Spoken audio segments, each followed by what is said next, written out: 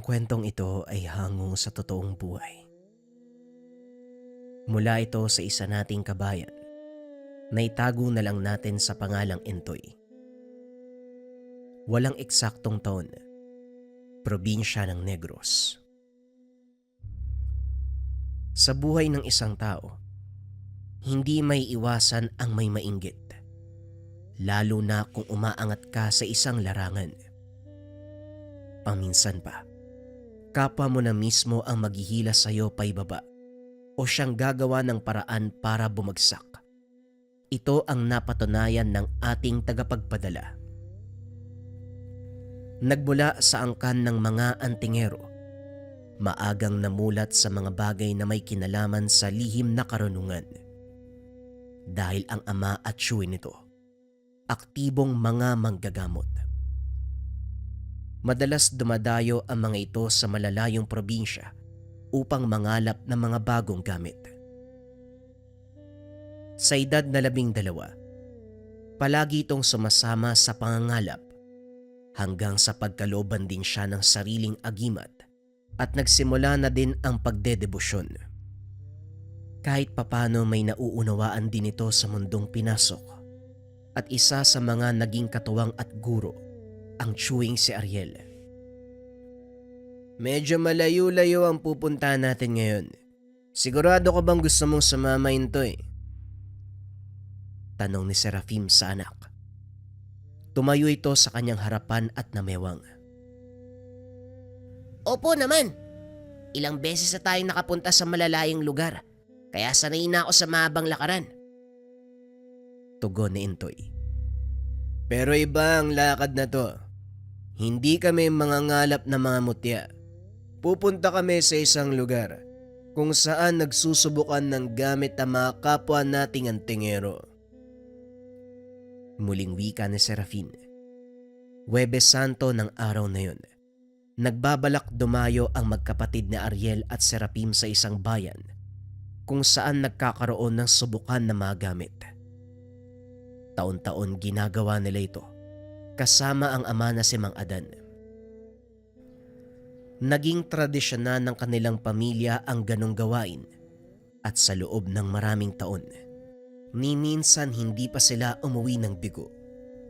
Lahat ng sinubukan nilang gamit mapamutya o medalyon, parehong epektibo. Ang pinagmula ng kanilang kakayahan ay si Mang Adan. Dati itong sundalo at dahil sa dalang panganib ng trabaho ay nagpa siyang pumasok sa lihim na karunungan at sa tulong ng mga kaibigan, natuto itong gumamit ng mga orasyon. Hanggang sa siya na mismo ang nakapagpatunay na lehitimo ang mga aral na itinuro sa kanya. Nang magretiro ang matanda, sinimulan nitong turuan ang dalawang anak na Serafin at Ariel. Kapwa mabilis matuto ang mga ito, kaya hindi nagtagal naging batikang antingero ang dalawa.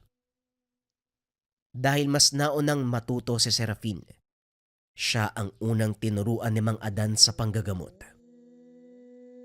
Nang mga sandaling iyon, si Ariel ay nag-oobserba lang. Pinagbabawalan pa ito ni Mang Adan na sumali sa anumang aktibidad ng kapatid. Ngunit kalaunan, napatunayan ng binata na sapat ang kakayahan at karanasan para makapanggamot. Kaya hinayaan na ito ni Mang Adan hanggang sa 3 sila na nagtutulungan sa tuwing dadagsa ang pasyente. Magkasabay na naglalakad sina Ariel, Serafin at Entoy.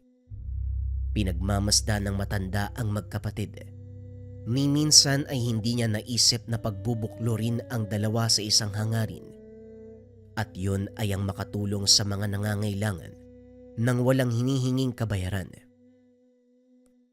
Masasabing nakontento na si Mang Adan sa kung anong nangyayari sa kanyang mga anak.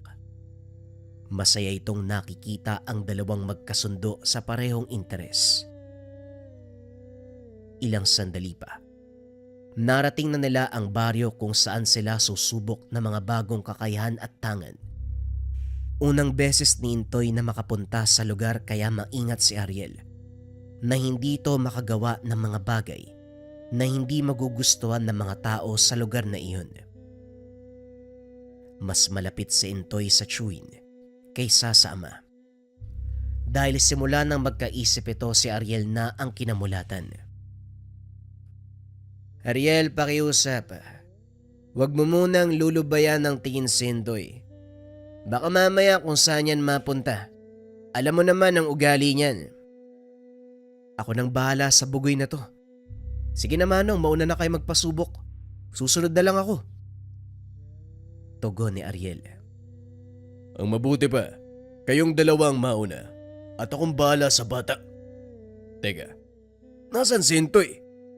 Naku naman, nalingat lang kayo na wala na kagad.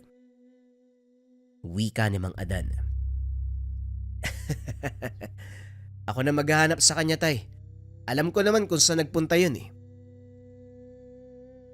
Dali-daling umalis si Ariel at hinanap si Intoy. Nakita niya itong nakikipag-umpukan sa mga taong natapos ng magpasubok.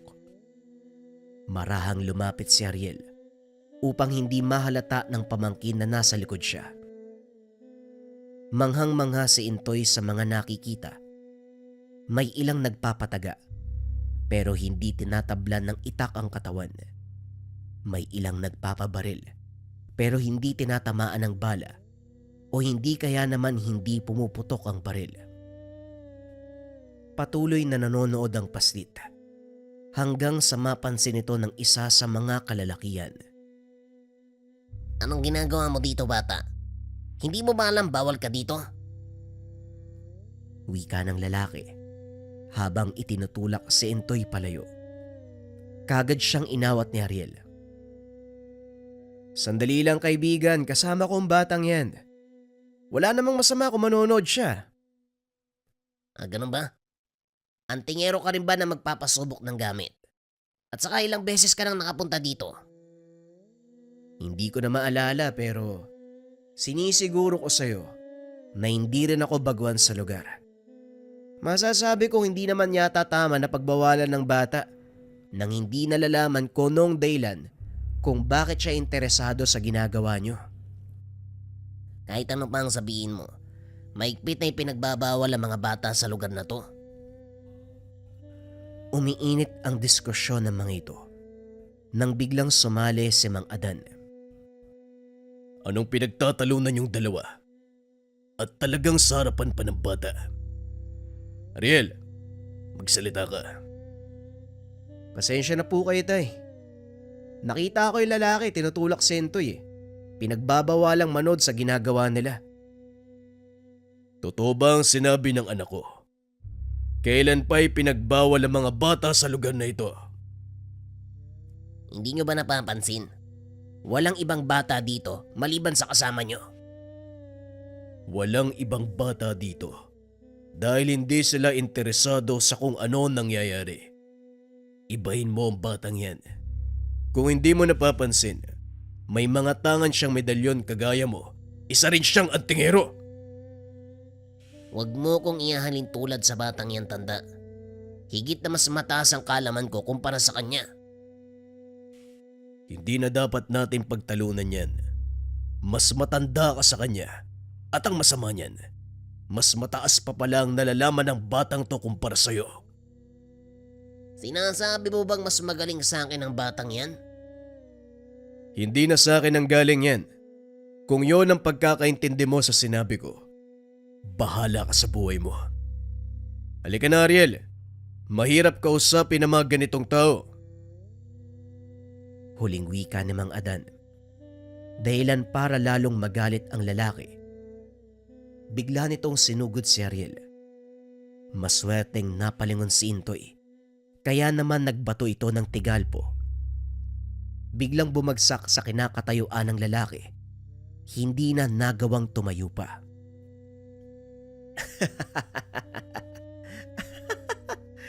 Yan na nga bang sinasabi ko eh. Ngayon siguro naman, nasagot na ang tanong mo kung bakit nandito ang batang yan.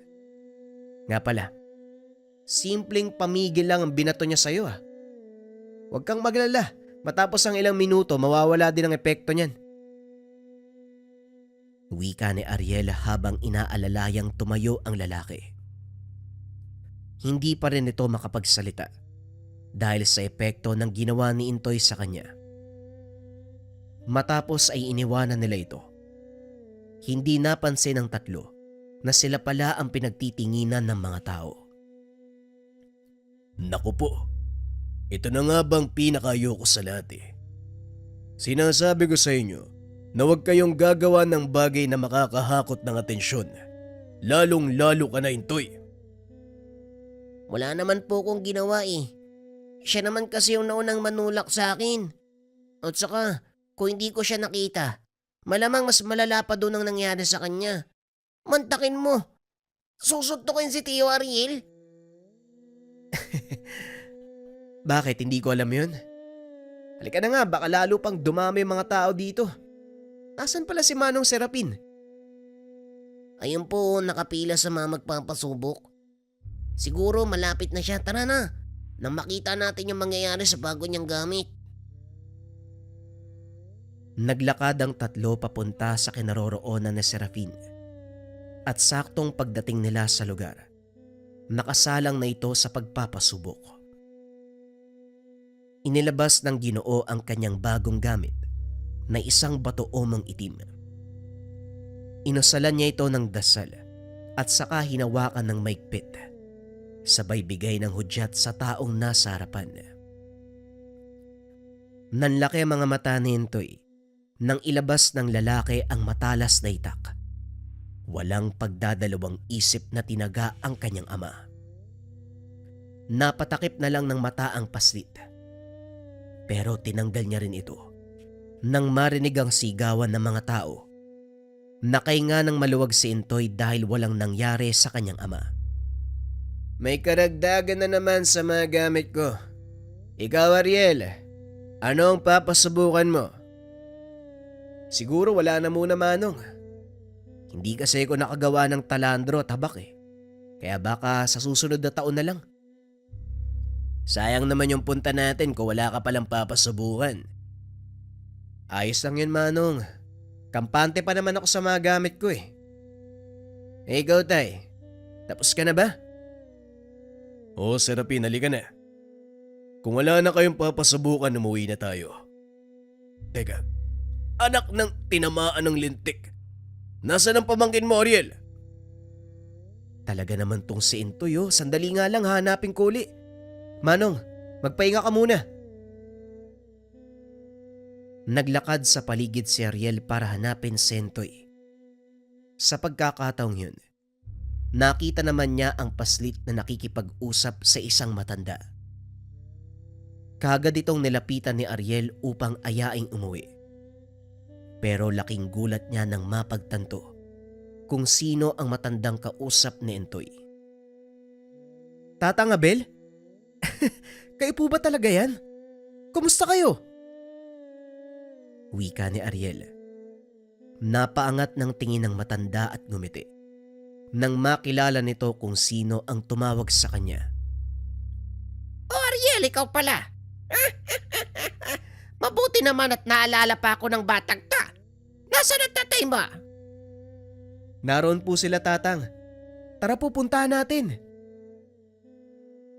Marahang tumayo ang matanda. Napansin ni Ariel na hirap na itong kumilos. Gayong mas bata ito ng 15 taon kaysa sa kanyang ama. Napansin ng matanda ang mga titig ng binata, kaya pinangunahan niya ito. Parang tumatanda na yata talaga ako. Ang hirap ng gumalaw. Siguro nga ganito kapag nagkakaedad na. Oo naman, Tatang. Oh, ayun pala sila, Tatay. Tinawag ito ni Ariel. Nagulat si Mang Abel nang makitang tila hindi tumanda ang kaibigan. Eh talagang hindi ka pinapatanda ng panahon, Adan. Kumusta ka naman? Ayos lang ako, Abel. Anong nangyari sa'yo? Bakit ka nagkaganyan? Halos 1 taon pa lang tayong hindi nagkikita. Mahabang kwento, Adan. Teka, saan ba ang punta nyo ngayon? Pauwi na kami. Tapos lang makipagsubukan. Ikaw ba? Saan ka pupunta ngayon? Tanong ni Mang Adan. Biglang napayuko si Tatang Abel nang marinig ang katanungan ni Mang Adan. Gaya ng sinabi ko sa'yo, mahabang kwento. Kahit ako hindi makapaniwalang mangyayari ito sa akin. Anong ibig mong sabihin, Abel? Ano bang nangyari sa'yo? Gusto mo talagang malaman, kaibigan? Ang mabuti pa sumama muna kayo sa tinutuluyan ko. Malapit lang dito. Bukas na kayo lumuwas ng bayan. O sige, wala namang gamutan bukas dahil Biyernes Santo eh. Gusto ko rin makita ikalawang bahagi ng Sabukan. Sandali lang, kakausapin ko yung dalawa. Wika ni Mang Adan. Kinausap nito sina Ariel at Serafin. Wala namang naging problema sa magkapatid, kaya umuwi na sila sa bahay ni Mang Abel. Pasensya na kayo sa munti kong bahay. Medyo magulo. Nakikitira lang ako sa pamangkin ko. Pero wala siya ngayon lumuwas ng Maynila. Kaya ako lang mag-isa dito. Ayos lang kaibigan, ang mahalaga. May mauuwian kang tahanan. Teka sandali lang, kumain ka na ba? May dala kaming baon na hindi naubos eh. Papadagdagan ko na lang kay Ariel ng ulam nang makapaghapunan muna tayo. Matapos kumain, nag-usap ang apat. Kilala din nila si Serafin ang matanda.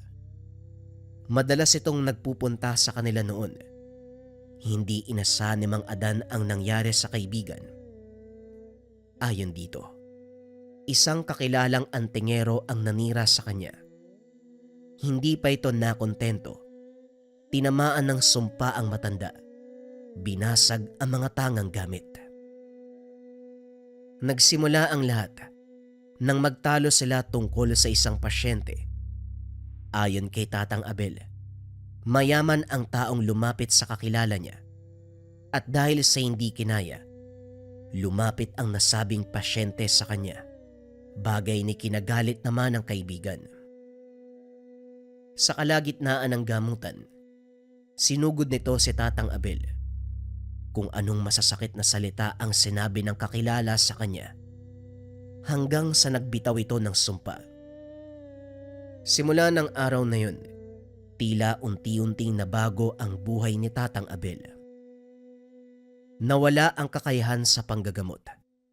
Maging ang bisa na mga gamit, isa-isang nawala ng bisa. At dahil wala ng kakayahan sa panggagamot, wala na ring lumapit pa sa matanda. Unti-unti nang nakalimutan ng mga tao ang husay ni Tatang Abel bilang albularyo. Dahil nawala ng kumpiyansa sa sarili, hindi na rin nagagamit ni Mang Abel ang kakayahan, dahilan para unti-unting manghina ang katawan. Kalaunan, unti-unti nitong nararamdaman ang pagtanda, hanggang sa tila nawala na ng tuluyan ang natutunang kaalaman. Pwede mo pa naman pag-aralan uli yung mga natutunan mo ha. Paniguradong hindi mo pa yung nakakalimutan. Hindi na rin siguro, Adan. Matanda na ako. Wala nang rason para pag-aralan ko pa uli ang mga bagay na yon. Siguro inadya ng Panginoon na mawala ang lahat ng kakayahan ko upang malasap ko naman na mamuhay ng normal hanggang sa huli kong sandali dito sa mundo. Ang kailingan ko na lang, wag sanang mangyari ito sa mga anak mo. Sa palagay ko hindi naman, Abel. Magkasundo ang dalawang yan sa lahat ng bagay. May pinagtatalunan ko minsan, pero normal lang naman sa magkapatid. Hindi ka nakakasiguro, Adan. Hindi naman sa dinudoon pero hindi imposibleng mangyari sa kanila ang kagaya sa akin. Lalo na kung pera ang ugnayan. Kaya nga lagi kong pinapaunawa sa kanila, ang panggagamot ay uri ng tungkulin na hindi naghahangad ng anumang kabayaran. Sa palagay ko, nauunawaan nila ito. Pag-uusap ng magkaibigan. Kinabukasan, maagang lumuwas ng bayan ang tatlo. Hindi na sila bumalik pa sa Subukan dahil natapos na ang kanilang pakay. Magsasayang lang sila ng oras kapag manonood pa. Habang naglalakbay pauwi, Muling pinagmasdan ni Mang Adan ang dalawang anak. Alam niyang hindi malayong mangyari sa kanila ang naganap sa kaibigan. Kaya hanggat maaari, inilalayo niya ang mga ito sa impluwensya ng pera. Pagdating sa kanilang tahanan, nagulat ang matanda. May sasakyan na nakahinto sa bakuran. Naunang pumasok si Intoy dahil pagod na pagod ito sa biyahe. Direktang pumasok ng silidang paslit upang makapagpahinga. Samantalang si Mang Adan, hinarap ang hindi inaasahang mga bisita. Ipagpauman ninyo ang tagal ng pag-aantay. Hindi rin namin inaasahan na merong magpapagamot sa araw ng Biyernes Santo. Maaari ko bang malaman ko nung sadya nyo? Wika ni Mang Adan. Nagkatinginan ang mag-asawa na tila nagtuturoan kung sino ang unang magsasalita. Hanggang sa naglakas ng loob ang lalaki. Tungkol po to sa anak namin babae. Sa palagay ko po, may gumagawa ng hindi maganda sa kanya eh. Paano mong nasabi ang bagay na yun? Ano ang eksaktong nangyari sa anak nyo? Nagdadalang tao po kasi yung anak namin. Oh, anong masama doon? Normal sa isang babae ang magdalang tao, lalo na kung meron siyang kasintahan. Yun na nga po ang problema, Manong. Wala namang kasintahan yung anak namin eh. At hindi po ito lumalabas sa kumbento. Mukha ngang malaking problema yan ah. Teka, nasaan ang anak nyo? Hindi po pinayagan ng kumbentong ilabas ang anak namin dahil malaki na po ang tiyan niya. Kung ganon, matagal na palang buntis ang anak nyo. Hindi rin po, Tatang. 1 linggo pa lang ang nakakalipas nang umuwi siya sa amin. Pagkatapos nun, sinabihan kami nagdadalang tao. Halos nasa kabuuanan na ito. Paano nangyari yun? Anong sinabi mo?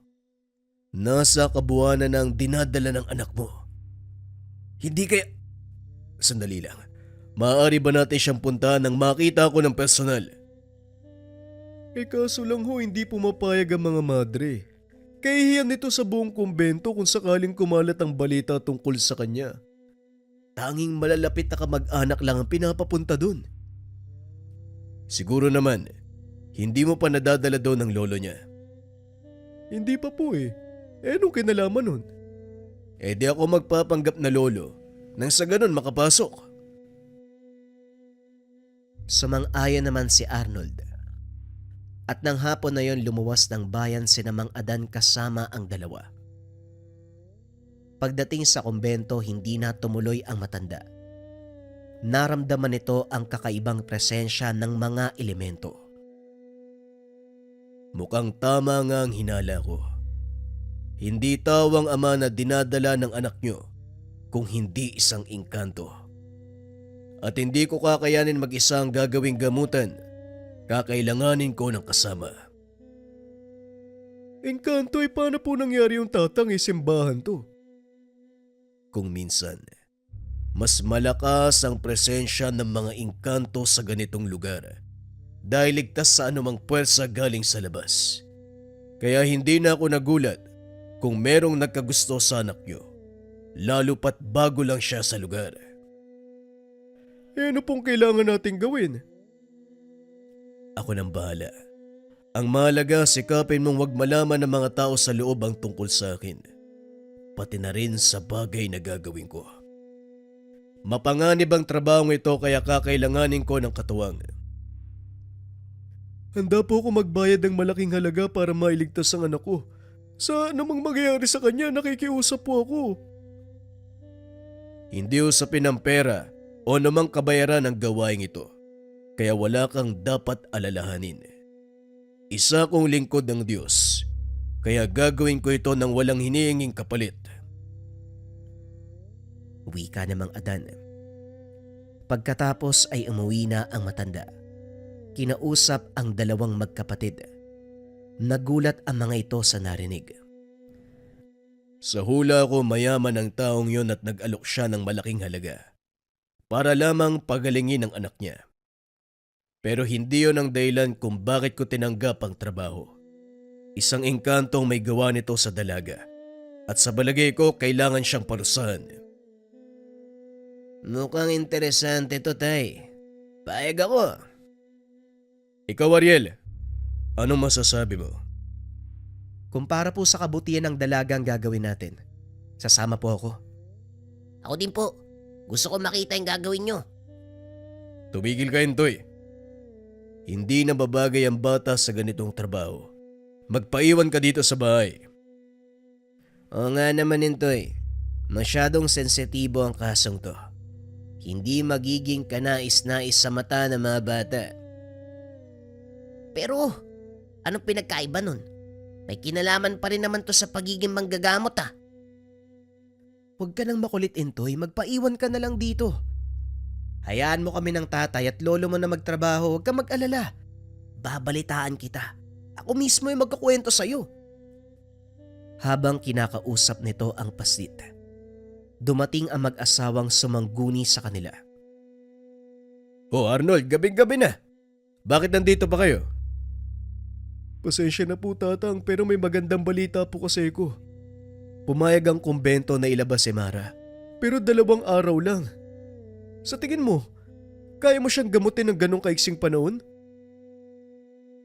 Napaisip si Mang Adan dahil alam niyang imposibleng matapos ang problema sa loob lamang ng 2 araw. Lalo pat isang malakas na engkanto ang makakalaban. Mukhang imposible ang sinasabi mo. Kakailanganin ko ng kahit 1 linggo para lang magamot ang anak mo, Arnold. Masyadong maiksi ang 2 araw para doon. Kung ganun, wala po pala tayo magagawa kahit ilabas ko pa ng kumbento ang anak namin. Hindi naman sa ganun. Kailangan lang na mahabang panahon. Dahil gaya ng sinabi ko sa'yo, hindi biro ang kakalabanin natin. At kapag minadali mo ang proseso, maaaring mamatay ang anak mo o ang isa sa amin. Ganun po ba, Manong? Pero paano na po ito ngayon? Huwag kang mawala ng pag-asa. Makakahanap tayo ng paraan. Magtiwala ka lang sa Diyos. Habang nag-uusap ang dalawa, pasimpleng lumabas si Serafin. Inantay si Arnold sa kotse. Lingid sa kalaman ng Ginoo na nasundan siya ng kapatid. Nakatago lang ito sa likod ng puno at pinakikiramdaman kung ano ang gagawin. Maya-maya ay lumabas na si Arnold. Dali-dali itong nilapitan ni Serafin at kinausap. Anak po ako ni Mang Adan at ako po ang kasama niyang manggagamot sa anak niyo. Pasensya na ho pero narinig ko, handa kayo magbigay ng malaking halaga para lang mapagaling ang anak niyo. Oo, tama ang sinabi mo. Sa ayaw at sa gusto ng tatay mo, ibibigay ko pa rin sa kanya ang pera. Bakit mo naman naitanong? Wala naman ho. Narinig ko kasi na maaaring abutin ng ilang araw bago tuluyang mapagaling ang anak niyo. Ang totoo niyan, kaya namang gawin niyo ni tatay sa loob lang ng 1 o 2 araw Kung ganun, bakit niya sinabi sa akin na 1 linggo? Dahil matanda na siya at medyo mahina na ang pangangatawan. Kaya nga kami sinasama Ganun ba? Kung ikaw ang tatanungin, may magagawa ka ba? Kung sa may magagawa lang meron, pero sa tamang presyo. Nagulat si Ariel sa mga narinig, pero hindi ito nagpalata. Inantay na matapos ang pag-uusap ng dalawa. Inantay na makapasok ang nakakatandang kapatid bago tuluyang umalis sa pinagtataguan. Nang sa ganon, hindi ito paghinalaan ni Serafin. Pasimpleng naupo ang Ginoo sa atangan ng bahay habang humihit-hit ng sigarilyo. Kunwari ay walang alam sa nangyari, pero lingid sa kaalaman ni Serafin na alam na ng ama ang binabalak nito. Kinabukasan bago pumunta sa tahanan ng pasyente, kinausap nito si Ariel. Alam ko ang tumatakbo sa isip ng kapatid mo. At hindi ko gusto ang maaaring kalabasan ng ginawa niya. Sikapin mo na hindi niya tayo mapangunahan dahil siguradong malaking kapahamakan ang papasukin niya. Alam ko po tay, kaya huwag ka mag-alala. Kaya ko pong pigilan si Manong kung sakaling gumawa man siya ng kalokohan. Normal lang ang kilos ng dalawa habang nasa biyahe. Samantalang si Mang Adan, todo ang pagbabantay sa mga anak kung sakaling magkaroon ng hindi magandang kaganapan. Ngunit laking pasasalamat ng matanda dahil umayon naman ang lahat sa plano. Maya-maya ay dumating sila sa tahanan ni Arnold. Sa labas pa lang hindi na mapalagay si Mang Adan. Hindi dahil sa presensya ng mga elemento, kundi dahil sa binabalak ng anak. Pagpasok nila ng tahanan, hindi na nagsayang ng panahon ng matanda.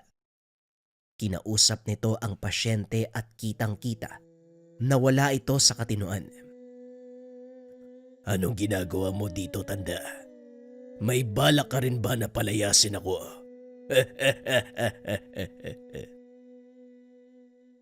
Nagulat si Mang Adan dahil nasa katawan ng dalaga ang nilalang. Hinawakan nito ang tiyan ng dalaga. Naramdaman ang pagkilos ng sanggol na nasa loob. Nagwawala na ito dahil sa sobrang sakit na nararamdaman. Serafin, sa pagkakataong ito, si Ariel ang gagamot sa pasyente. Umalalay ka lang sa kapatid mo. Maliwanag, tay. Ariel, nandito lang ako sa likod mo. Biglang tumawa ng malakas ang nakasanib sa dalaga. Ngunit pinatahimik ito ni Serafin, bagay na ikinagulat ng mag-asawa. Huwag ka munang makikialam, Serafin. Hayaan mong si Ariel na gawin ang kanyang trabaho. Nagsimula ng mag-usal ng mga dasal si Ariel, ngunit tila hindi ito umepekto. Anong problema, Ariel? Parang hindi umeepekto sa pasyente madasal mo. Serafin, ilang beses ko bang sasabihin sa'yo na hayaan mo muna ang kapatid mo? Muling tumahimik si Serafin at sa pagkakataong iyon inulit ni Ariel ang pag-uusal. Kaso nga lang ganun pa rin. Lalo pang lumakas ang pagtawa ng nilalang sa loob ng katawan ng pasyente. Mukhang walang epekto ang ginagawa mo, ah. Tay, pwede bang ako nang sumalo? Hindi, Serafin. Maupo ka dyan. Mariing wika ng ama. Nilapitan nito si Ariel at hinawakan ang pulso. Nanlaki ang mga mata ng matanda dahil wala na itong nararamdamang enerhiya sa anak. Gayunpaman hindi ito nagpalata na alam niya kung ano ang nangyayari. Sa halip ay pinaupo nito si Ariel at siya ang humalili sa anak.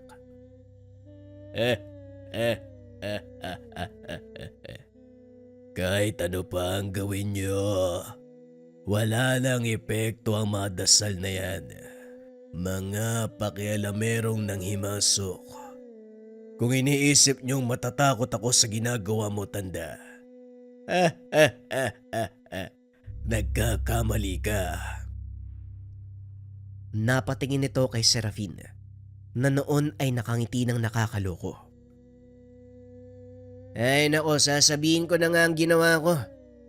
Alam mo tayo, masyado nang makaluma ang pamamaraan mo sa panggagamot eh. Nabubuhay tayo sa panahon kung saan pera ang umiiral at hindi mo makakamit ang isang bagay kung wala ka nun. Walang yaka. Bakit mo ginawa to? Hindi pa ba malinaw, tay? Dahil sa pera. Marami na tayong natutulungan pero hindi man lang umaangat ang buhay natin. Nakita akong pagkakataong ito at siguro hindi naman masama kung susunggaban ko, di ba? Anong nangyari sa'yo, Serafin? Nasaan na ang prinsipyo mo? Hindi ba ikaw ang palaging nagsasabi sa akin na huwag magpapasilaw sa salapi? Pero anong ginagawa mo ngayon? Tanong ni Ariel. Nilapitan ni Serafin ang kapatid. Itinulak ito papunta kay Mang Adan. Maupo ka dyan. Tignan mo kung anong gagawin ko. Binasag nito ang lahat ng kakayahan ni Mang Adan at Ariel para hindi gumana ang mga orasyon. Ngunit lingid sa kalaman ng Ginoo, may kakayahan si Mang Adan na ibalik ang kanilang nawawalang kakayahan. Isa itong uri ng ritual mula sa makalumang aklat ng mga babaylan na kung saan hindi nangangailangan ng malakas na enerhiya, ngunit kayang ibalik sa dati ang nawalang espiritual na abilidad. Ang tawag sa ritual na ito, panumbalik. Muling naramdaman ni Ariel ang pagbabalik ng kanyang enerhiya at sa pagkakataong iyon, hinayaan niyang si Serapin ang humarap sa nilalang. Pilit niya itong pinapalayas, ngunit sadyang malakas ang kapit ito sa espiritu ng dalaga. Ilang ulit niya nang sinubukan, kaso nga lang tinatawanan lang siya nito. Sa tingin mo, matatalo ako ng ganyang kahinang kakayahan? Masyado kang kampante sa sarili mo, manggagamot. Yan ang ikakamatay mo. Biglang ikinilos ng dalaga ang kamay. Inaktong nakatutok sa leeg ni Serafin. Biglang nanigas ang katawan nito at unti-unting napaluhod. Sinubukan nitong humingi ng tulong sama, ngunit sa kasamaang palad, hinayaan lang ito ni Mang Adan. Nararapat lang sa iyo ang bagay na yan, Serafin. Kukundinahin ko ang mga maling gawain kahit pa sabihing anak kita. Pero tay, hindi naman po yata tama na si Manong ang... Tumahimik ka, Ariel. Kailangan maramdaman ni Serafin ang bigat ng parusang igagawad sa kanya ng mga elemento. Bagaman masakit sa kanyang makita ang anak na nahihirapan, minabuti niyang hayaan ito para maranasan ni Serafin kung paanong parusahan ng mga engkanto. Ilang beses nagmakaawa ang Ginoo, ngunit hindi ito pinatawad ng engkanto. Patawad amang engkanto. Alam kong nagkamali ako nang subukan kitang kalabanin. Ngayon nauunawaan ko na kung bakit mo ito ginagawa. Pakiusap. Parusahan ang dapat parusahan at kunin mo ang iyong anak. Pero isang bagay lang ang hihilingin kong kapalit. Ito ay ang buhay ng pasyente. Malinaw sa akin ang bagay na yon. Mabuti na lang at kagad mong natukoy ang totoo kong pakay. Huwag kang mag-alala dahil hindi ko hahayaang mamatay ang babae na nagdala ng aking anak sa kanyang sinapupunan. Pero ang tungkol sa anak mo, ikaw ang ama, kaya ikaw ang magpasya ng parusang ipapataw. Maraming salamat, Amang Engkanto. Maaari bang kunin mo ang kanyang kakayahang manggamot? Nang sa ganun, hindi niya ito magamit kailanman. Kung yan ang gusto mong mangyari. Matapos itong sabihin ng nakasanib, biglang uminit ang tiyan ng pasyente. Bumagsak naman sa sahig si Serafin. Nawalan ito ng malay dahil sa ginawang paghigop ng engkanto sa kanyang kakayahan. Muling tinignan ni Mang Adan ang dalaga. Napagtanto na wala na ang sanib. Nagbalik na ito sa dating itsura. Ligtas na ang anak mo, Arnold. Pasensya ka na dahil hindi ko maaaring patayin ng sanggol na engkanto. Hinayaan ko lang itong kunin ang kanyang ama. Wala kang dapat alalahanin dahil mawawala na ang lahat ng alaala ni Mara tungkol sa mga naganap. Mamumuhay siya ng normal. Pasensya ka na rin sa inasal ng anak ko. Naunawaan ko, Tatang. Maraming salamat sa tulong niyo pero ganun pa man, hayaan mong ipagkaloob ko ang halagang ito. Hindi bilang kabayaran, kundi bilang pasasalamat sa tulong niyo. Ito ang dahilan kung bakit nagkaganyan ang anak ko. Kaya pasensya na, Arnold.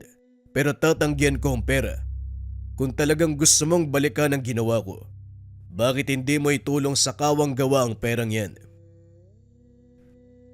Matapos itong sabihin ni Mang Adan, Nagpaalam na sila sa mag-anak. Gaya ng sinabi ng matanda. Nawala ang alaala ng pasyente. Kalaunan nakabalik ito sa kumbento na parang walang nangyari. Samantalang si Serafin, tuluyan nang nawala ang kakayahan sa panggagamot. Bagaman naawa si Ariel, hinayaan niya na lang ito. Totoo ngang ang labis na paghahangad ng pera ay sadyang nakakalason. Napatunayan ito ni Entoy dahil nasaksiyan niya kung paanong nagbago ang buhay ng ama. Gayunpaman, nagsilbing aral sa kanya ang mga naganap. Sa paglipas ng mga taon, naging katuwang siya ng Chewin sa panggagamot. Hanggang sa kasalukuyan, dala-dala pa rin ng binata ang aral. Nang minsan siyang magkaroon ng sagupan sa isang antingero kontra kapwa antingero. Ang susunod nating kwento ay tungkol sa aswang kontra aswang. Ito ay mula sa mga dati nating kwento, mga kabayan. Kung sakaling napakinggan na, pwedeng skip ang kwento. Huwag na nating patagalin pa. Simulan na ang storya. Ang kwentong ito ay hango sa totoong buhay. Mula ito sa isa nating kabayan. Naitago na lang natin sa pangalang Anoy. Walang eksaktong taon. Probinsya ng Capiz. Kadalasan naririnig natin sa mga netibo. Maraming tao ang nabibiktima ng mga aswang. Lalong-lalo na sa mga liblib na lugar. Lalong-lalo na sa mga liblib na baryo. Karamihan sa mga kaso ng pagpatay, ibinibintang sa mga aswang. Lalo na kung kakaiba o hindi kaya naman masyadong karumal-dumal ang pagpatay sa isang tao. Ngunit sa karanasan ng ating tampok na karakter, inyong matutunghayan ang totoong kwento ng isang nakakakilabot na pangyayari. Naganap ito sa isang liblib na baryo sa bayan ng Dumalag, sa lugar ng probinsya ng Capiz. Nang mga panong ito, kasalukuyang nag-aaral ng sekundarya itong si Anoy. Madaling araw pa lamang ay kailangan ng gumising ng binata upang hindi mahuli sa klase. Dahil kailangan niyang lakarin ang maigit 6 na kilometrong daan para lamang makarating sa paaralan. Nasa huling taon na ito ng pag-aaral sa sekundarya, kaya naman halos nasanay na ang katawan nito sa paglalakad ng malayo. Bukod pa dito, batak na ang katawan ni Anoy sa mabibigat na trabaho, gaya ng paghakot ng mga pinutol na kahoy upang gawing uling, at kapag anihan naman, nakikigapas ang binata, naghahakot ng mga sako ng inaning palay. Araw-araw siyang naglalakad papunta sa eskwelahan at pauwi. Ngunit ni minsan, hindi ito nagkaroon ng kakaibang karanasan, lalo na pagdating sa mga kababalaghan. Madalas ding kumakalat sa kanilang lugar ang kwento tungkol sa aswang na nanghaharang sa daan. Ngunit ni isang beses, hindi ito naranasan ni Anoy. Hindi ka ba natatakot sa tuwing pupunta ng paaralan? Tapos, lalo na pag uuwi ka sa inyo, ha? Bakit naman ako matatakot? Hindi naman totoo yung mga sinasabi nila eh. Kung totoo yun, imposibleng sa araw-araw kong paglalakad, hindi ko makakasalubong yung sinasabi nilang aswang. Hindi masyadong nagpapaniwala si Anoy sa mga aswang at engkanto. Palibhasa kasi, hindi pa ito nakakaranas o nakakakita ng aktwal na nilalang. Pero alam mo Anoy, narinig ko dun sa amin ha, may matanda daw na pinatay, tapos sa sariling bahay niya. Akalain mo yun nasa loob na ng bahay yun ha. Yung mga aswang, talagang gutom na gutom sila no? Sino? Si Tandang Berto. Alam mo Lena, bagay lang sa kanya yun. Siguro kabayaran yan sa mga ginawa niya dati sa mga anak niya. Buti nga nilapa ng aswang yun. O sigurado ng hayop. Di nga pala ako naniniwala sa mga aswang na yan. Sabi ni tatay, aswang daw si Mang Berto. Kinain niya yung sariling anak at asawa. Nakita pa nga nila yung ulo ng bata sa kaldero eh. Hindi naman sa naniniwala ako ng buo. Pero si tatay kasi mismo yung nagkwento eh. Sila yung unang nakapunta sa bahay ni Mang Berto eh. Alam mo Lena, hindi naman sa kinakampihan ko yung matanda na yun ha. Huwag ka masyadong nagpapaniwala sa mga kwento. Malay mo naman, hindi si Mang Berto ang may gawa nun. Ang sabi ni Tio Lito sa akin, nakita daw nilang nakadapa sa sala yung matanda may hawak na itak. Kung aswang si Mang Berto, bakit niya kakailanganin ng itak? Ano yun? Aswang na butchero? Natahimik na lang si Lena dahil alam nito na may punto ang sinasabi ng binata. Pagsapit ng hapon, sabay umuwi ang dalawa. Magkasama ito sa proyekto nila sa paaralan. Doon na lang natin gawin yung proyekto sa bahay, mas tahimik dun eh, saka maliwanag. Kaso lang medyo malayo sa inyo ha, gagabihin ka ng uwi. Ayos lang, kesa naman dun sa bahay namin. Wala nang ilaw, ang gulo pa ng mga kapatid ko. Tapos ikaw pa yung gagabi ng uwi. Mag-aalas 9 nang matapos ang dalawa sa proyekto. Inaya pa ng dalaga si Anoy na doon na lang magapunan bago umuwi. Kaso nga lang, tinanggihan nito ng binata. Dito ka na kumain para may lakas ka sa paglalakad. Hindi na Lena, sa bahay na lang ako kakain. Sigurado namang tiniran ako ng pagkain ni nanay at tatay. Baka lalo kong gabihin sa pag-uwi. Sige na, mauna na ako.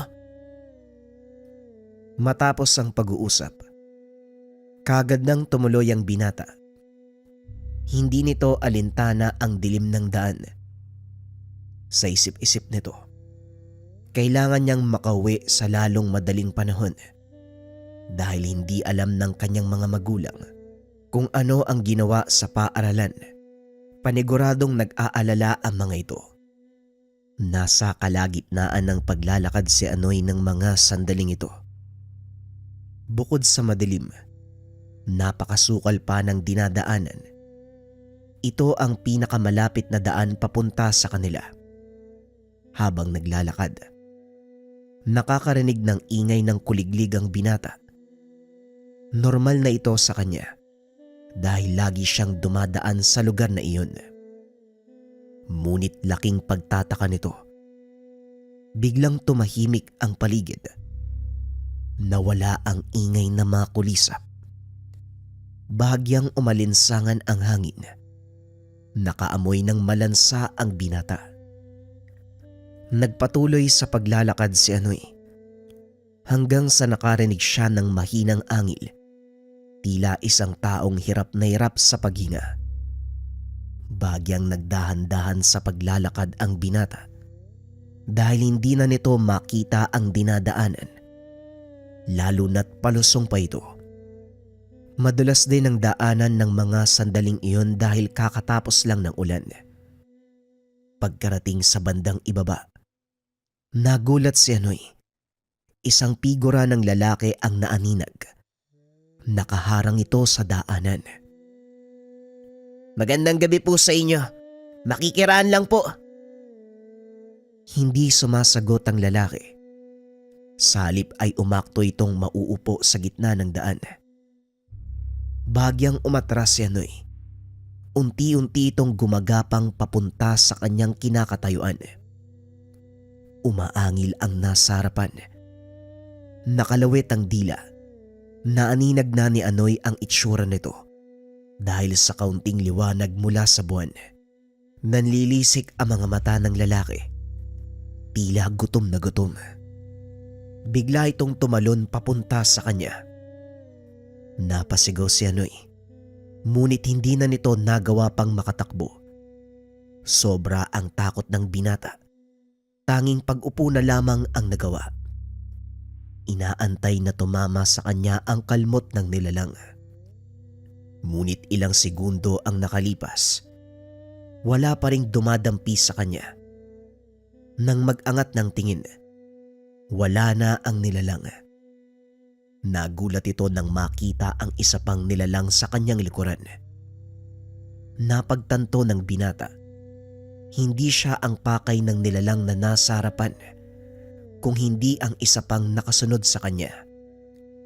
Naglaban ang mga ito hanggang sa tuluyang mapatay ang isa sa kanila. Halos bumaliktad ang sikmura nang makitang kinakain ng isa ang kalaban nito.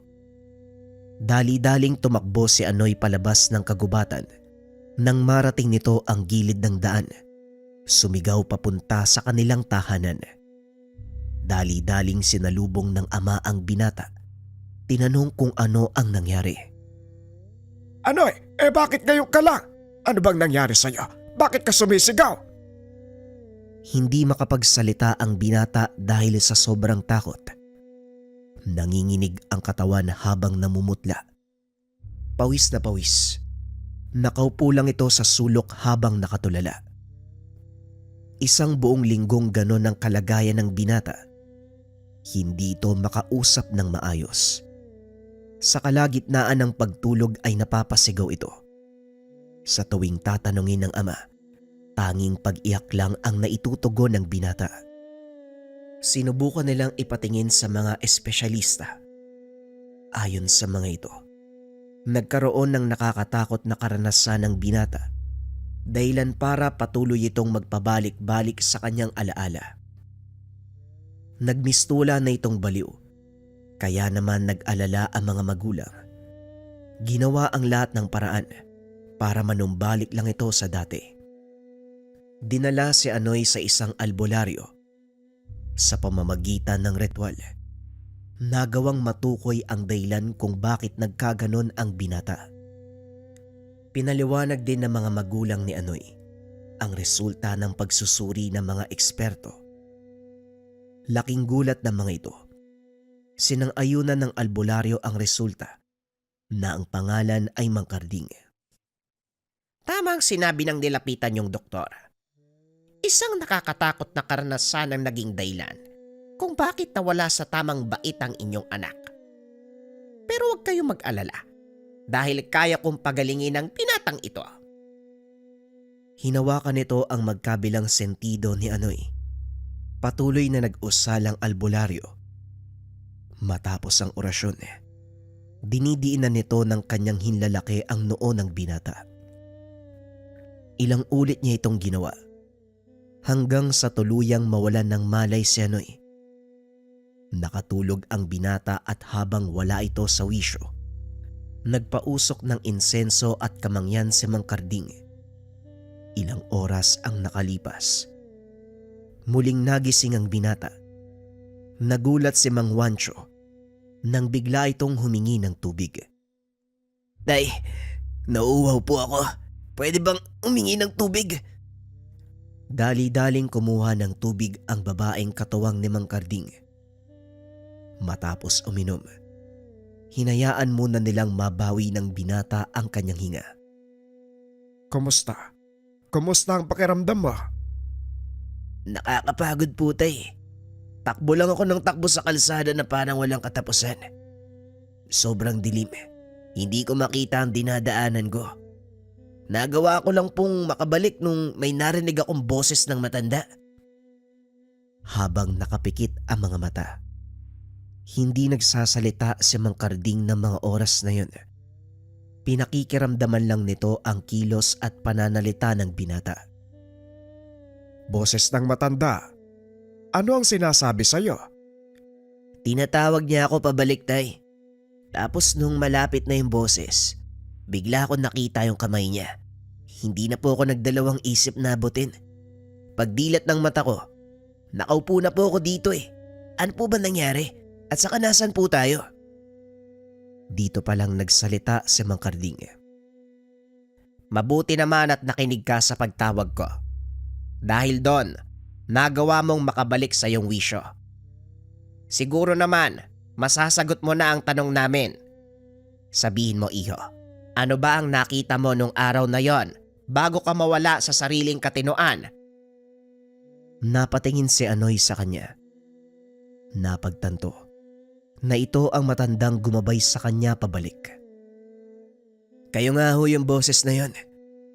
Maraming salamat ho, Manong. Ang natatandaan ko lang naglalakad ako pa uwi. Tapos may humarang sa daan na lalaki. Sumugod siya papunta sa akin pero nagkamali po ako. Dahil may isa pang nilalang sa likod ko eh. Yun ang sinalakay niya. Naglaban silang dalawa. Hanggang sa isa sa kanilang namatay. Kinain nung natitirang nilalang yung kauri niya. Sinasabi mo bang nakakita ka ng dalawang aswang na naglalaban at kinain ng isa sa kanila ang natalo? Ganun na nga ho. Matapos nun, hindi ko na po alam kung anong nangyari sa akin. Ang nilalang na nakita mo ay isang uri ng aswang na kumakain ng kauri niya. Ang tawag sa kanila ay taguliman. Dito sila kumukuha ng lakas. Hindi rin sila banta sa mga tao dahil wala silang hilig sa dugo natin. Sa mga hindi nakakalam, ang taguliman ay isa sa mababang uri ng aswang. Kung antas ang pag-uusapan, mas mataas lang ito ng kaunti sa asbo, na ang kinakain naman ay mga bangkay na kakalibing pa lang. Sinasabi din ang mga taguliman, kadalasang nakikisalamuha sa mga tao. At ang ilan sa mga ito, nagiging gabay o tagapagbantay pa nila. Bibihira ang ganitong uri ng aswang. Simula nang sumibol sila sa mundo, iilang tao lang ang nakakita sa mga ito. Isang katangian para maikumpara ang taguliman sa iba nitong kauri, ang kanilang malalatigong buntot. Hindi rin kumukulo ang langis na ginagamit ng manggagamot para malaman kung may aswang sa paligid. Isa pang katangian ng mga taguliman ay ang kakayahan nilang magpalit ng anyo sa kahit anong uri ng hayop. Kung ganun ho, pinagtanggol po ako ng aswang na yun. Maaring tama ka. Maari ding nagkataon lang na napagitnaan ka ng dalawang naglalabang aswang. Mag-iingat ka pa din dahil hindi ako sigurado kung taguliman nga ang tumulong sa'yo. Eto, suotin mo. Alam kong hindi yan tatalab sa mga taguliman, pero malalaman mo ang pagkakaiba ng taguliman sa pangkaraniwang aswang sa pamamagitan niyan. Matapos ang pagbisita nila sa manggagamot, tuluyang nanumbalik sa wastong pag-iisip si Anoy. Muli itong nakabalik sa paaralan at nakapagtapos. Hindi na nasundan ang pangyayaring iyon. Hanggang sa magtapos sa pag-aaral ng sekundarya si Anoy, hindi na ito nag-aral ng kolehiyo dahil bukod sa sobrang layo ng paaralan, hindi rin kaya ng pamilya ng binata ang matrikula. Nagpasya na lamang itong tutukan ang kanilang palayan. Nagpagawa ng suka mula sa puno ng irok. Naging maayos naman ang buhay ng binata. Inakala niyang hindi na mauulit ang nangyari. Maigit 1 taon na ang nakakaraan. Ngunit nang minsang mautusan ito ng ama na mamutol ng kahoy na gagawing uling, tila nagbalik ang nakakatakot na karanasan sa binata. Ngunit sa pagkakataong iyon, pinanlabanan ito ni Anoy. Hinarap ang matagal ng takot sa kanyang isipan. Anoy, mamutol ka nga ng kahoy na gagawing uling. Itambak mo sa gilid ng daan. Ipapahakot ko sa mga kapatid mo. Masyado nang masukal ang gubat.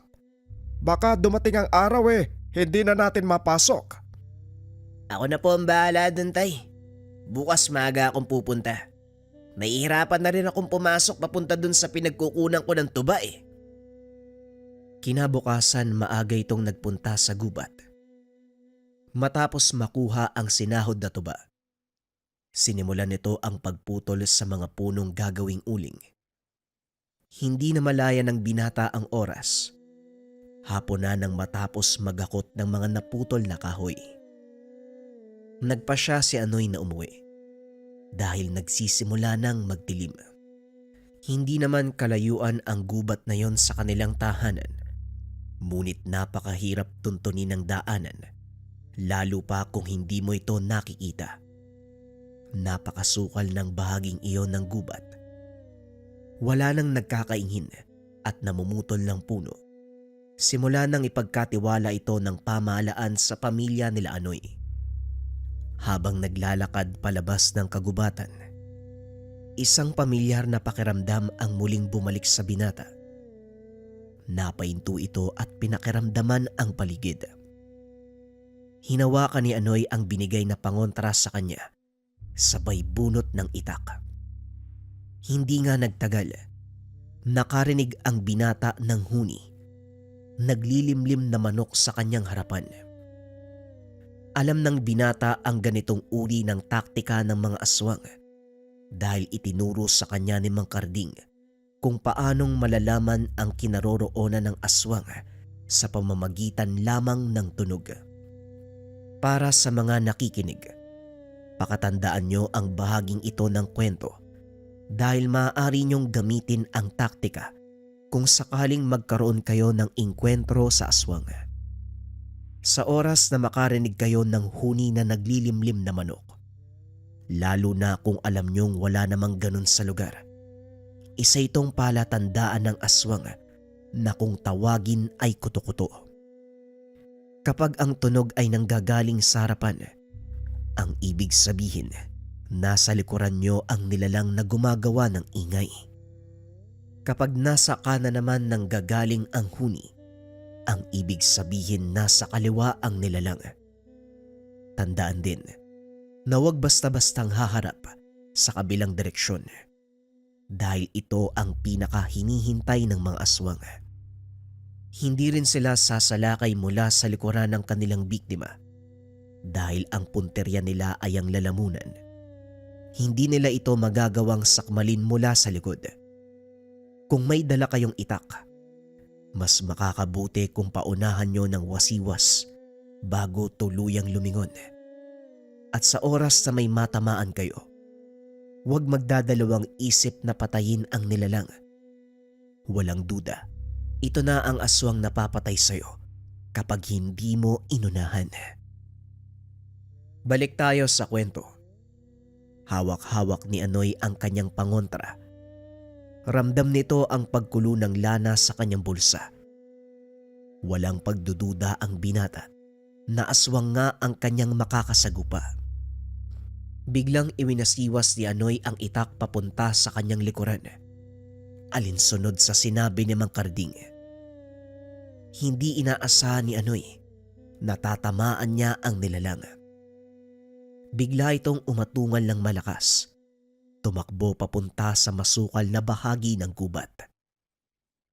Akmang tatakbo na sana palayo si Anoy nang mapansin nito ang isa pang nilalang na nakatago naman sa likod ng puno, hindi kalayuan sa kanyang kinakatayuan.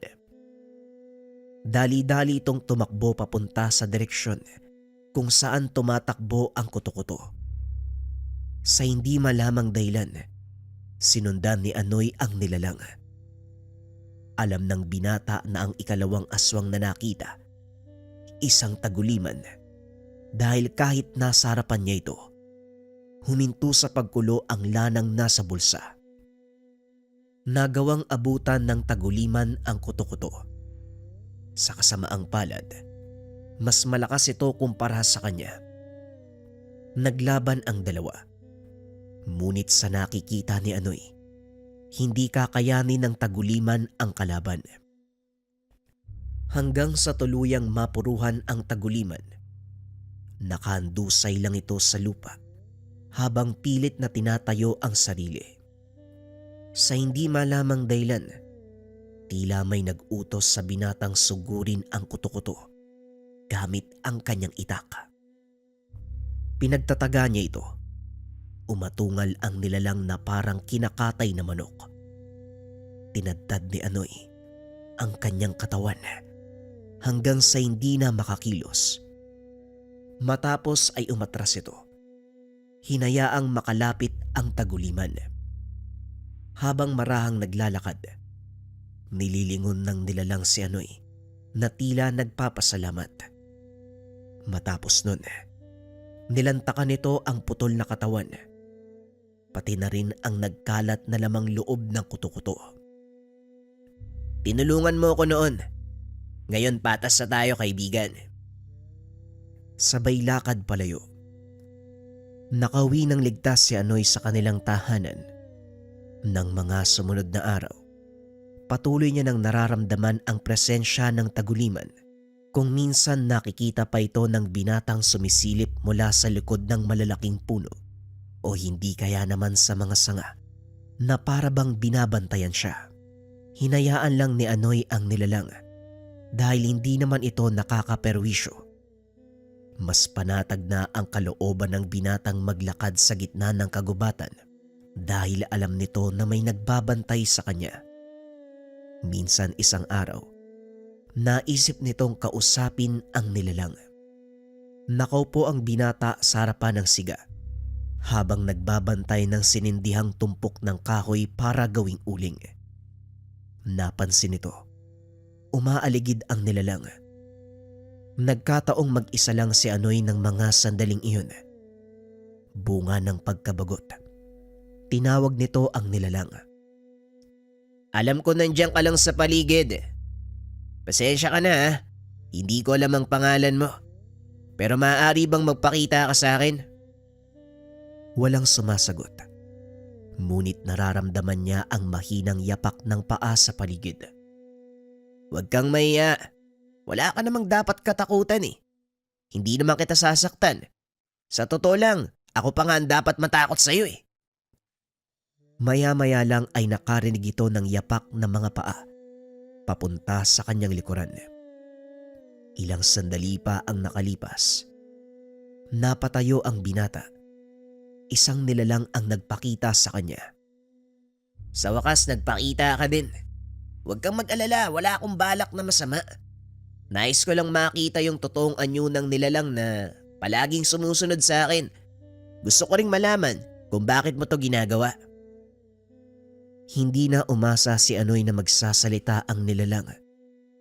Ngunit laking gulat nito dahil biglang nagsalita ang taguliman. Hindi kami likas na masama. Wala kaming pagnanasa sa laman ng tao. Kaya hindi kami banta sa inyo. Isa pa, ikaw ang kauna-unahang taong nagligtas ng buhay ng isang kagaya ko.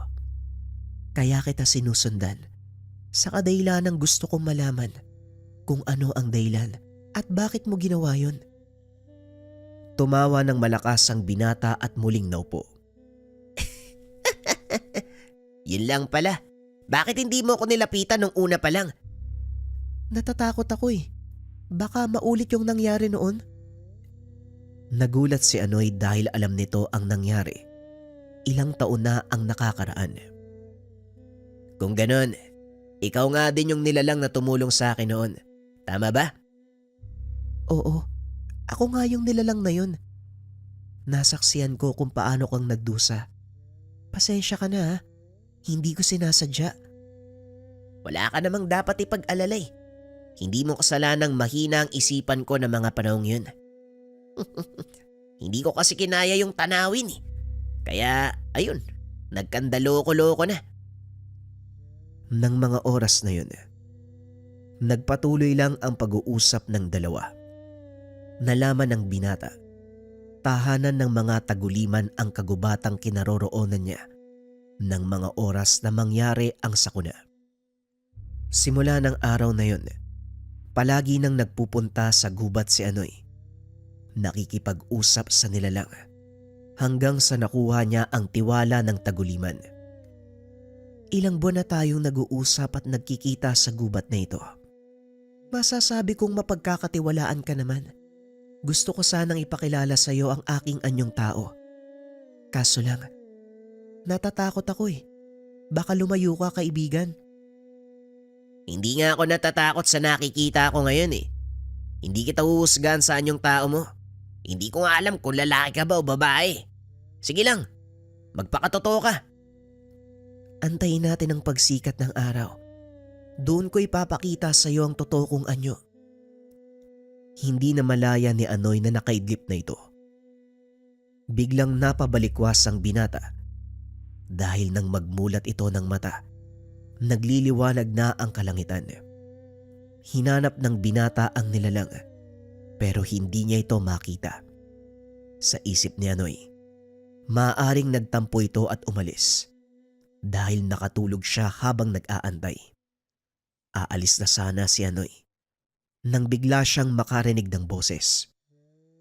"Oh, saan ka pupunta, Anoy?" Dahan-dahang lumingon ang binata. Kinusot pa ang mga mata. Hindi ito makapaniwala.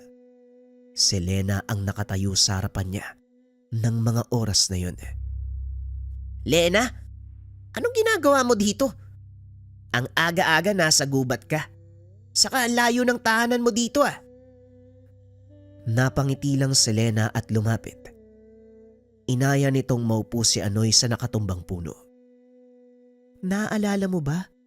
Yung nilalang nakausap mo kagabi?" Dito na nagsimulang magtaka ang binata. Teka, paano mong nalaman na may kausap ako kagabi? Siguro nandito ka din oh. Ano bang nangyari? Naligaw ka ba? "Hindi ako naligaw, Anoy. Ako yung nilalang nakausap mo kagabi." Biglang nanayo ang balahibo ni Anoy sa buong katawan nang marinig ang sinabi ng dalaga. Para itong binuhusan ng malamig na tubig. Hindi makapaniwala ang binata na ang nilalang na panayang sunod sa kanya at ang naging kaibigan, walang iba kung hindi ang kaklasing si Lena. Ay nako, yan ka na naman sa mga kalokohan mo, Lena. Tigilan mo ako ah. Hindi ka pa rin talaga nagbabago. Ang lakas pa rin ng tama mo. Hindi nga, sabi mo sa akin yung totoo, bakit ka nandito? Totoo nga ang sinasabi ko, Anoy. Nandito ako dahil yung nilalang nakausap mo, pati ako ay iisa. Yan ang totoo, Anoy. Alam kong hindi ka maniniwala, pero ito, tignan mo ang braso ko. Sabay angat ng manggas ng damit. Nanlaki ang mga mata ni Anoy dahil naalala nito may kaparehong sugat ang nilalang na nakuha nito nang iligtas niya ang binata. Paanong nangyari yun? Teka, bakit ngayon mo lang sinabi? Dahil nga sa nangyari, nung unang beses ako nagpakita. Ayon pa dito, sinundan niya si Anoy nung gabing uuwi na upang masiguradong ligtas na makakarating sa kanilang tahanan. Sa kasamaang palad, isang aswang ang nagtangkang biktimahin si Anoy, kaya napilitan ang dalaga na makipagtuos. Napatitig sa malayo ang binata. Hindi pa rin makapaniwala sa mga naririnig. Teka lang ha. Teka lang, Lena ha. Seryoso ko ba sa mga sinasabi mo? Pasensya na. Hindi pa rin talaga ako makapaniwala na yung taguliman, pati ikaw ay iisa. Tumayo ang dalaga at sa mismong harapan ng binata, nagbago ito ng anyo. Muli ring bumalik sa pagiging tao. Nanlaki ang mga mata ni Anoy. Imbis na matakot, namangha pa ito sa ginawa ni Lena. Aba ayos ah. Ang lupit nun. Ngayon naniniwala na ako. Pero teka lang, Lena. Paano mo nasabi na tahanan mo yung gubat na to? Dating nakatira ang pamilya namin sa lugar na ito. Halika, sumama ka sa akin. May papakita ako sa'yo. Alam kong hindi ka pa nakakarating sa bahaging iyon ng kagubatan. Napakasukal na doon eh. Sabay hila ng kamay ni Anoy. Naglakad ang mga ito papasok sa pinakasentro ng gubat. Wala nang taong nagpupunta sa lugar na yun. Dahil bukod sa napakasukal, pinamamahayan din ito ng mga limatik o mga lintang naninirahan sa mamashamasang kagubatan. Matapos ang ilang minutong paglalakad, nakarating ang mga ito sa malawak na mga kugon. Nasa gitna ng gubat. Hindi alam ni Anoy na merong ganong lugar, kaya namangha ito ng gusto. Dito sa lugar na to, nakatayo ang dating pamayanan naming mga taguliman. Simula pa nung unang panahon, naging kanlungan namin ang kagubatang ito. Pinangalagaan namin ang kalikasang pinagkukunan namin ng makakain. Sumagi sa isipan ni Anoy ang nangyari sa nakaraan. Naalala ko lang, Lena. Pasensya ka na ah. Pero hindi pa rin ako makapaniwalang ikaw yung kaibigan kong taguliman. Hindi ko kasi maisip na magagawa mong kumain ng isang aswang. Kung titignan ang anyong tao ni Lena, hindi mo masasabi na isa itong taguliman. Balingkitan ang katawan. Napakakinis ng balat. Mahaba ang buhok at medyo payat. Taliwas ito sa anyo ng nilalang na nakatago sa loob ng kanyang pagkatao. Bahagi ng aming mga kakayahan ang ikubli sa karamihan ng totoo naming anyo. Kaming mga taguliman, may dalawang muka. Isang ginagamit sa pakikipaglaban at pangangaso. Isa naman sa pakikipagsalamuha sa mga tao. Pero hindi ibig sabihin magkaibang ugali ng dalawa naming personalidad. Kung ano ko bilang tao, ganun din ako bilang taguliman. Nag-ikot ang dalawa sa paligid. Unti-unting lumiliwanag sa isipan ni Anoy ang anyo ng dating pamayanan ng mga taguliman. May ilan pang estrukturang nakatayo na mula sa mga dating tahanan. Meron ding lumang balon sa pinakagitna ng munting nayon. Kamangha-mangha, ni minsan, hindi pa ako nakarating sa lugar na ito. Pero bakit mo ko dinala dito, Lena? Para lubusan mong maunawaan ang dahilan kung bakit kami nagpasya na umalis dito at mamuhay kasama niyong mga tao. Hinawi ni Lena ang makapal na kugon. Tumambad sa binata ang sira-sirang kagamitan ng mga mangaso, mga patibong na gawa sa bakal at ilang sandatang nakakapatay ng mga ligaw na hayop. Hindi ba mga gamit to sa panguhuli ng hayop? Anong ginagawa ng mga yan dito? Ang mga gamit na yan, nasamsam namin sa paligid ng nayon. Nakarating na sa gawing ito mga mangaso. Dahil doon, nangamba ang aming pinuno na baka masira ang matagal nang iniingatan naming kapayapaan. Ilan din sa aming mga kalahi ang napahamak dahil hindi kami nauunawaan ng mga tao. Hinuhusga nila kami dahil sa panlabas naming mga anyo. Pero ang hindi nila alam, pinoprotektahan lang namin sila laban sa banta ng panganib sa lugar na ito. Habang naglalakad papunta sa gilid ng bangin, dumungaw si Anoy. Nakita nito ang isa pang aktibong pamayanan. Meron palang nakatira sa lugar na to? Tanong ni Anoy. Tama ka. Sila ang mga lahi ng aswang na kalaban ng aming angkan. Sila ang nang bibiktima ng mga taong naliligaw sa kagubatan. Gaya na lang ng naganap ilang taon na ang nakakaraan. Nakalimutan nila na teritoryo namin ang bahaging ito hanggang sa kung saan kayo nagpupunta para mangahoy at mag-uling. Naupo ang dalawa sa gilid ng lumang balon. Doon ipinagpatuloy ang pag-uusap. Ayon pa sa dalaga, kaya sila umalis sa lugar para makaiwas sa maaaring maging gulo sa pagitan ng mga tao. Hindi alam ng karamihan ang pagkakaiba nila sa normal na mga aswang. Kaya naman madalas naiisip natin na pare-pareho lang sila. Matapos ang pag-uusap, hinatid na ni Lena palabas ng gubat ang binata. Sumabay na din ito para umuwi sa kanyang tahanan sa kabilang baryo. Sa kalagitnaan ng paglalakad, may nakasalubong ang mga ito na isang lalaki. May pasan-pasan na sako at tila hirap na hirap. Nag-alok ng tulong si Anoy ngunit tumanggi ito. Lumapit ang binata para kausapin ng lalaki. Ngunit napatras din ito nang maamoy ang napakalansang sangyo mula sa dala nitong sako. Hindi naman kumikilos si Lena. Nakatingin lang ito sa naturang lalaki habang pinakikiramdaman ang kilos nito. Hindi na. Ayos lang ako. Magaan lang naman ang dala ko. Kaso lang, medyo paahon ang daan.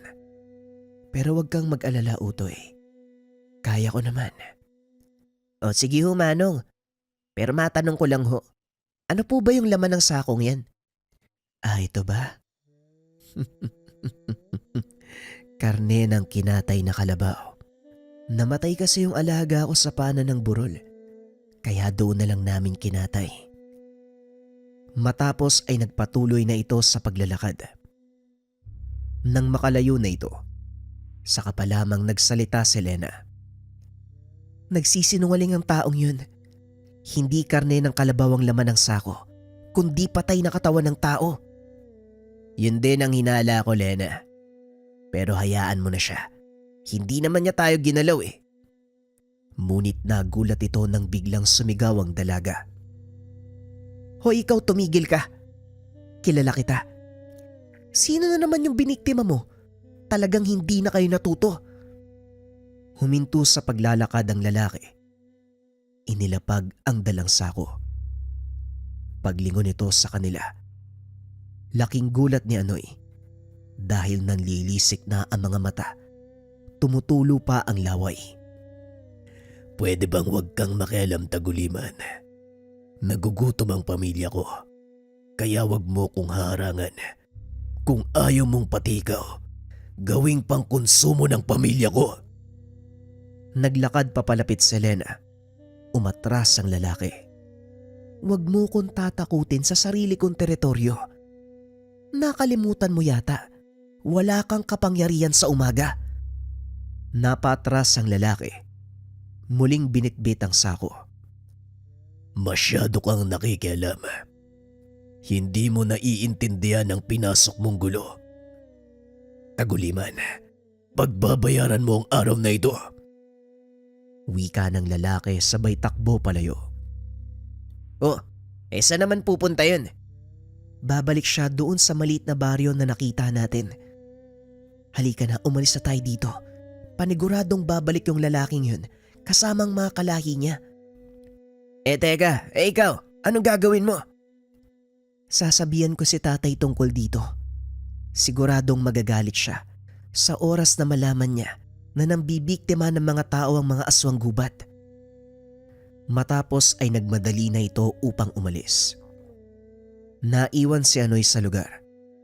Medyo malapit na rin sa kanilang bahay ang binata, kaya tumuloy na lang ito sa pag-uwi. Ngunit hindi pa rin nawala sa isipan ni Anoy ang nangyaring komprontasyon. Alam nitong mapanganib ang susuungin ng kaibigan. Kaya naman matapos maligo, pumunta ito sa tahanan ng dalaga. Saktong pagdating, nag-usap-usap ang pamilya ni Lena tungkol sa nangyari. Nahinto lang ito nang makita ng dalaga si Anoy nakatayo sa labas ng kanilang tahanan. Anoy, bakit ka nandito? Alam kong malaking panganib ang kakaharapin mo, Lena. Kaya nandito ako para kahit papano makatulong. Lena, sino yung bisita mo? Bakit hindi mo patuloyin? Onoy, ikaw pala. Matagal ka nang hindi nakapunta dito. Pinapasok ito ng dalaga at pinaupo sa sala. Pasensya na ho kayo kung naputol ang pag-uusap nyo. Huwag po kayo mag-alala, Mang Intoy. Alam ko na ang katotohanan. Sinabi na sa akin ni Lena ang lahat ng tungkol sa totoo niyang pagkatao. Nandun po ako kanina nang kumprontay niya ang lalaking aswang. Ganun ba? Sa wakas, nagkaroon din ng lakas ng loob ang anak ko na ipagtapat sa nag-iisa niyang kaibigan ng katotohanan. Masaya ako dahil hindi ka lumayo nang malaman mo ang pagkatao ng anak ko. Hindi naman ako bumabatay sa panlabas na nyo sa pagpili ng kaibigan, Manong. Ang mahalaga, malinis ang hangarin, tapat at totoo ang isang tao. Yun po ang nakita kong katangian ni Lena. Ako lang talaga tong hindi makapaniwala. Kahit ako ang ama ni Lena, hindi rin maniniwalang aswang ang anak ko. Sabay tawa ng malakas. Tay, may pinag-uusapan tayong mahalaga. Yun muna ang pag-usapan natin. Mamaya na ang huntahan. Ay, oo nga pala, pasensya na anak. Wala na tayong magagawa. Mas mabuti nang nalaman mo ang nangyari, Lena. Kaya ipapaalam ko ito sa iba nating mga kalahi. Nang sa ganon magawa ng solusyon. Sige na, maiwan ko muna kayo. Pupunta ako kay Tio Pilumo.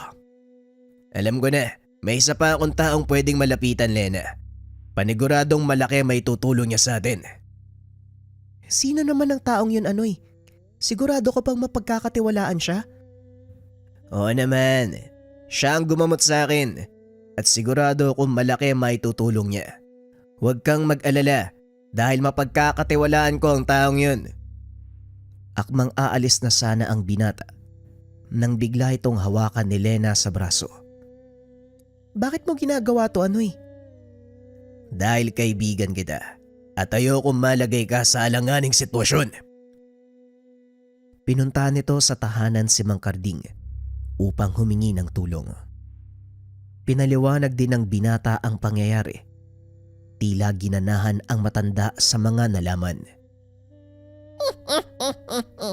Mahabang panahon na hindi ako nakakaengkwentro ng aswang. Sige, sabihin mo sa akin kung paano ko makakatulong. Kailangan ko lang po ng ilang payo kung paanong mabilis na mapapatay ang mga aswang gubat. Sige, bibigyan kita ng ilang payo pero sa isang kondisyon. Gusto kong sumama sa laban. Kung yan o ang gusto niya, Manong, walang problema sa akin. Makinig kang mabuti dahil mahalaga ang mga sasabihin ko.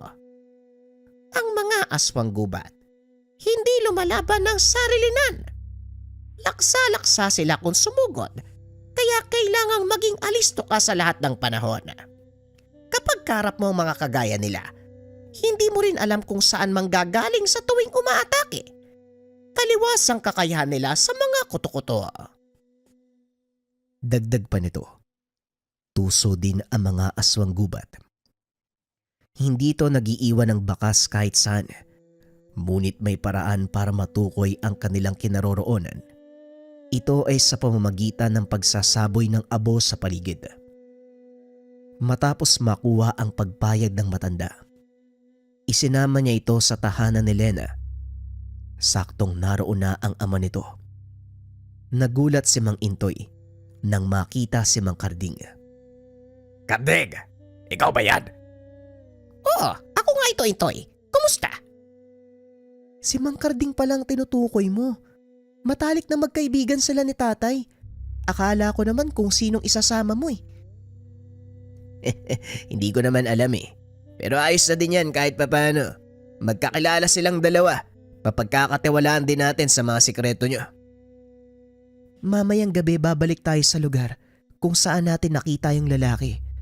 Dahil siguradong doon sila magtitipon-tipon. Ikaw ang una nilang hahanapin para matunto ng kinaroroonan namin. Ganon sila kung kumilos. Alam ko yon, Lena. Ipinaliwanag na sa akin ni Mang Karding ang lahat. Nakahanda na kami sa posibleng mangyari.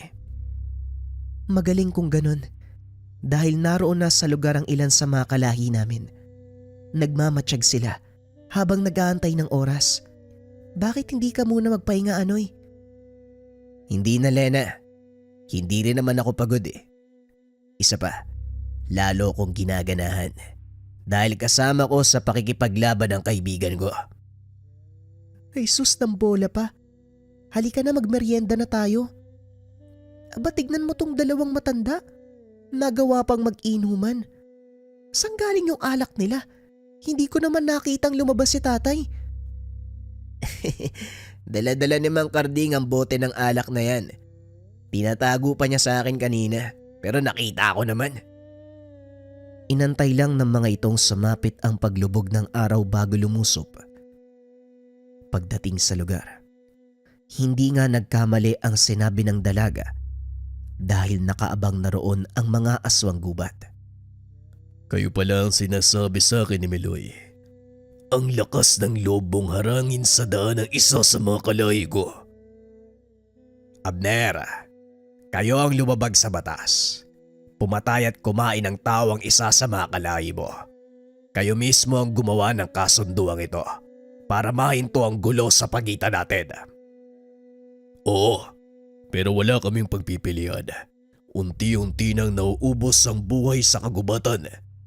Gawa ng mga taong walang habas na nangangaso. Sinisira ang kapaligiran. Sa tingin mo, hahayaan lang namin na magutom ang aming pamilya. At saka hindi ba, yun naman ang silbi ng mga tao sa ating mga aswang. Pagkain lang sila mang intoy. Kaya nga nagtataka ako kung bakit kayo nakikianib sa kanila. Yon ay sa kadahilanang hindi pagkain ang tingin namin sa kanila, kundi mga nilalang ng amang mailika. Babalaan kita, Abner. Sa una at sa huling pagkakataon, itigil niyo ang pagpatay sa mga tao. Anong magagawa nyo? Masyadong mapagmalaki ang lahi mo, Mang Indoy. Gayong wala namang kayong laban kung ikukumpara sa amin. Oo, tama ka, aswang. Wala ngang laban sa inyong mga taguliman. Pero sa palagay ko, sasapat na ang kakayahan ko para talunin kayo. Nanlaki ang mga mata ni Abner nang makita nito si Mang Karding. Saka pa lamang napagtanto ni Anoy na malaki ang takot ng mga aswang gubat sa matandang manggagamot. Biglang nagbago ang reaksyon. Lalo pa nang ilabas ni Mang Karding ang kanyang latigong gawa sa buntot ng pagi. Huwag kang makialam dito, Mang Karding. Walang atraso sa iyo, mga kalahi ko. Away namin ito ni Mang Untoy at ng kanyang angkan. Sa tingin mo, hahayaan kong galawin mo ang kaibigan ko. Hindi naman yata tamang manood ako. Pwes, kung yan ang hanap mo, mga kasama, sumugod kayo. Pagbigay ng hudyat ni Abner, naglabasan ang mga nakatagong aswang gubat. Lingid sa kaalaman ng mga ito na may nakaabang na patibong para sa kanila, ang matandang manggagamot.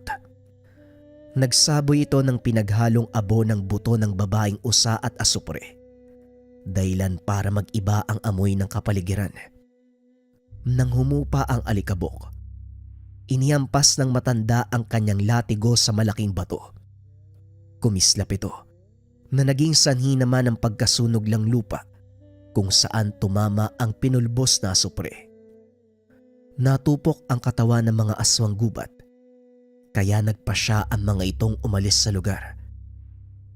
Hindi makapaniwala si Abner sa ipinakitang kakayahan ni Mang Karding.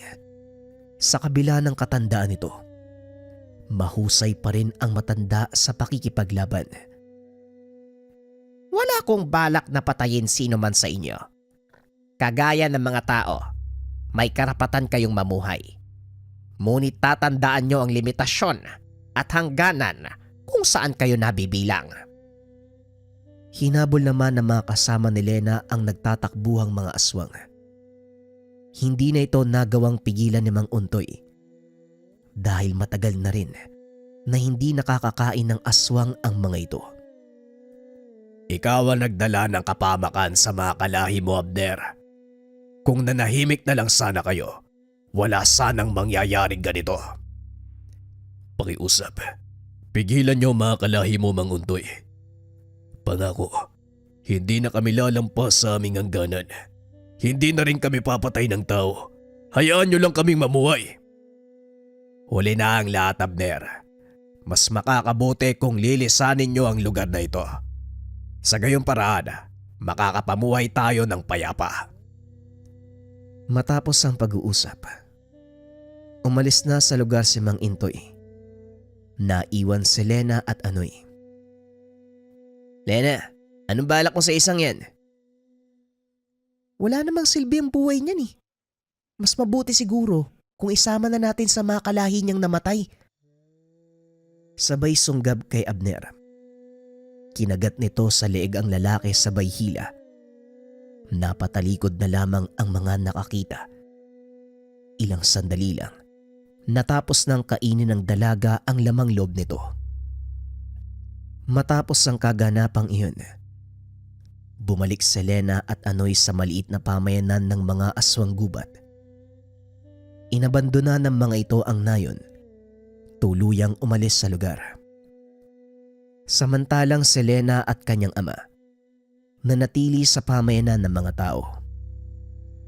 Sa paglipas ng panahon, Umalis si Anoy sa bayan para magtrabaho sa ibang bansa. Hindi na ito muling bumalik pa dahil bumuo ng pamilya sa bansang pinuntahan. Wala na rin siyang naging balita sa kaibigan. Ngunit gayunpaman, hindi mawawala sa isipan nito ang alaala ni Lena, pati na rin ang kanyang angkan na kumakain ng kapwa aswang.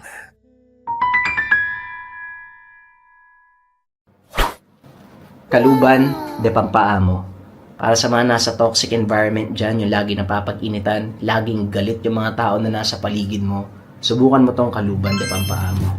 Ayan. Meron itong mga sangkap sa loob, mga kabayan. Itong kaluban, gawa ito ng mga katutubo sa Negros. Yung mga pangkalikasang sangkap, naroon sa loob. Again, pampaamo to, mga kabayan. Kapag ikaw kasi yung tipo ng tao na parang lagi ka napapag-initan, meron kang certain energy na dala kung bakit ka laging nakikita at lagi napapag-initan. Ang trabaho ng kaluban, tanggalin yung negative energy na yun. Bagay din to sa mga taong laging merong kausap or nasa sales para madali kayo makapagpalagay ng loob ng taong kausap mo. Paano siya gagamitin? Simple lang. Meron ka ng lalagyan, andyan yung mga sangkap sa loob. Meron ka pang gabay pulang telepouch mula sa Lika Merchandise. Lalagay mo lang yan dyan, lagay mo sa bulsa mo, lagay mo sa bag mo, mag-work na yun. Kung interesado ka dito, kabayan, i-visit mo lang yung shop ng Lika Merchandise or i-click mo yung yellow basket na nasa baba.